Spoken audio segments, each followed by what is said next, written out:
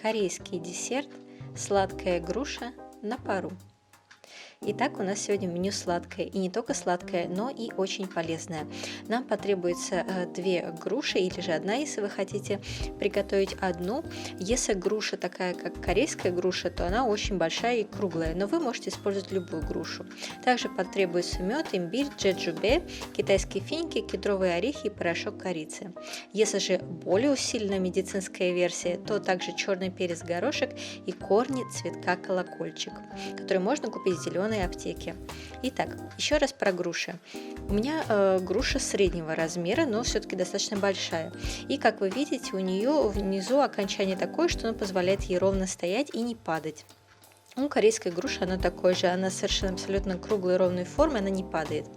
Если же ваша груша немного же не совсем ровной формы, у нее можно чуть-чуть подрезать дно, чтобы она ровно стояла. И также нам нужно срезать верхнюю часть, где-то около сантиметра или 2, зависит от груши. И мы ее не выбрасываем, она нам тоже потребуется. Будет крышечкой. Далее мы должны почистить грушу изнутри. Самое главное – это вынуть из нее сердцевину и все семена.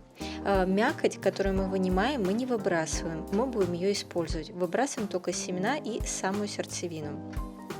И затем мы должны освободить грушу изнутри, то есть сделать в ней пространство, чтобы закладывать туда ингредиенты.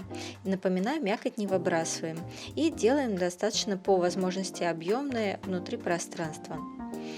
Далее, у нас есть имбирь, мы его делим на 2 части. И одну часть мы нарезаем с вами кусочками, а другую пока оставляем целой. Я покажу 2 варианта, как можно заполнять грушу.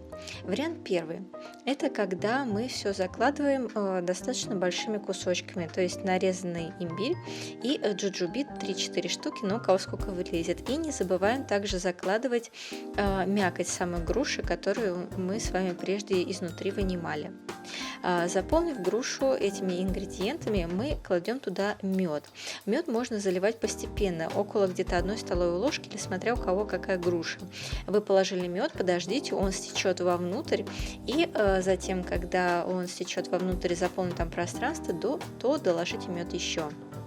И сверху мы кладем кедровые орехи, где-то около щепотки, но все зависит от того, какая груша, большая или маленькая. И вот такая красота у нас получается, еще даже не готова, а уже очень красиво. И теперь второй вариант. Это когда, допустим, например, готовите для детей или же для людей, которые все-таки любят не ощущать ингредиенты, но не видеть, собственно говоря, из чего приготовлено. Тогда мы оставшуюся часть имбиря натираем на терке и закладываем его уже измельченный и также сок имбиря в мякоть груши. И также джуджубе. Китайские финики, мы с вами 3-4 штуки, должны будем извлечь из них косточки и нарезать либо кружочками, свернув в ролл, либо можно вот так вот по-простому в палочке. И опять же закладываем это в оставшуюся мякоть груши и там, где у нас уже имеется имбирь. И все это мы с вами хорошенько перемешиваем, чтобы все ингредиенты перемешались друг с другом, и затем закладываем в грушу. Тут уже у кого сколько поместится. Как я уже говорила, все это зависит от того, какая груша у вас маленькая или большая. Можно использовать совершенно абсолютно любую грушу. Далее, порошок корицы. В первом варианте мы его не закладывали, потому что у некоторых аллергии, некоторые его просто не любят. А здесь закладываем где-то пол чайной ложки. В общем, на 1 грушу пол чайной ложки, около того. Но все по вкусу. И опять же мед. 1 столовая ложка на среднюю грушу помещается. И сверху опять кладем щепотку кедровых орехов. И теперь можно все начинать готовить. Нам потребуется пиала или какая-то тарелочка. Главное, чтобы она была глубокой достаточно, потому что сок из груши будет выходить, стекать, а он нам нужен, мы его не должны терять. И поставив грушу таким образом, мы, накрыв ее сверху ее верхней частью, которую мы с вами оставили, не выбросили, мы начинаем пропаривать. Большую грушу, как корейская, пропариваем 1 час, а грушу среднего или малого размера достаточно пропаривать 30 минут. Когда вы будете извлекать пропаренную грушу, будьте аккуратны, потому что сама пиала будет горячая, а в ней будет сок. Можно подавать прямо в этой пиале, а можно переложить в какую-нибудь другую. И вот смотрите, какая красота у нас получилась. Можно подавать грушу вот так вот, прямо в целом виде, а есть и другой вариант. Например, некоторые люди, не всем нравится есть ее именно так. Тогда мы можем взять какой-нибудь тканевый мешочек или марлю, сложенную в несколько слоев, и закладываем туда пропаренную грушу. Будьте аккуратны, потому что она еще горячая, а нам нужно именно вот горячий сок из нее получить.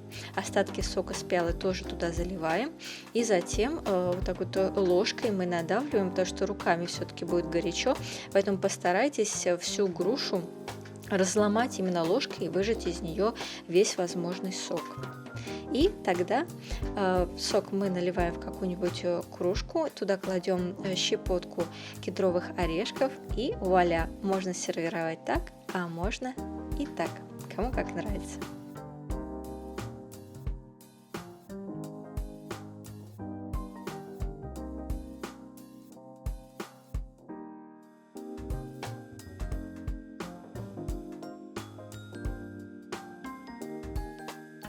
Как я и говорила, это не только вкусно, но и полезно. Даже в таком не сильно медицинском варианте это все-таки профилактика от простуды. А простудиться можно проще всего именно весной. Поэтому можно есть и для профилактики, и чтобы не было, и когда, если уже вдруг простудились. Можно съесть грушу всю целиком, не только выпить ее сок. Поэтому ложечкой заходите поглубже и соскребайте внутренности груши. Надеюсь, вам было интересно. Приятного вам аппетита!